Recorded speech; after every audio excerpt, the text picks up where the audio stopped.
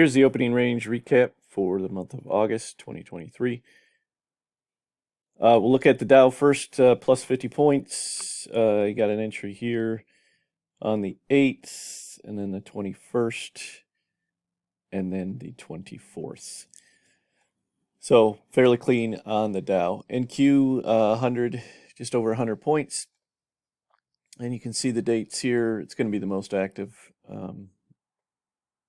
as well. And then we'll go over the ones in red here in just a moment. And then the S&P was plus 10 points. That will be smallest point-wise on it, but 10 points there. So the 23rd was the only one that I have in red, which means some commentary is needed on those particular dates. So looking at the NQ first, on that particular day, the 23rd, first pivot hit was a win. Second pivot hit was a loss. It missed the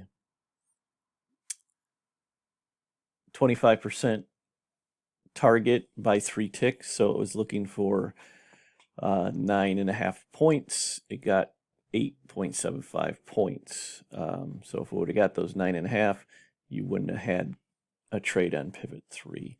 So normally I talk about missing by a tick, and that kind of negates it, which we'll get to in the S&P in a second. But so anyway, pivot number 2 was a loss, so you would trade pivot number 3. Pivot number 3 was a loss, so you trade pivot 4 in this case. However, pivot 4 happened after 11 a.m. Happened at 11:15. It was a winner, so it was break even. So if you took the trades as they're laid out, as I mentioned, it was a break even trade for the day.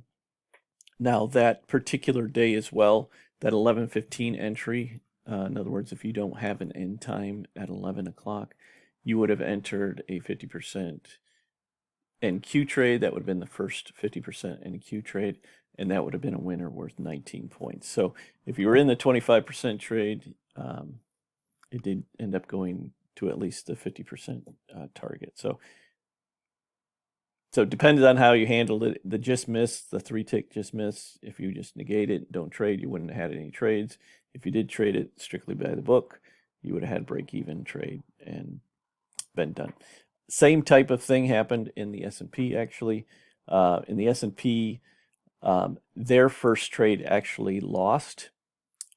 So it missed its entry by a tick. So in other words, in this particular case, it needed to hit 4424.50. It ended up hitting 4424.25. So it missed the entry by 1 tick and then ended up doing what it quote unquote supposed to do. But then eventually went through it and then lost that first trade. Those type of trades, I consider that first miss as a win and go off of that. So but anyway, officially, based on strictly the way it's laid out, pivot number 1 was a loss, which would make pivot number 2 your first trade. And that was a loss, so you would enter an additional trade, which again, same type of situation as the NQ. It happened after 11 a.m. It was a win and went up to the 50% retracement. So this one happened at 11:22. The NQ happened at, I think, 11:15.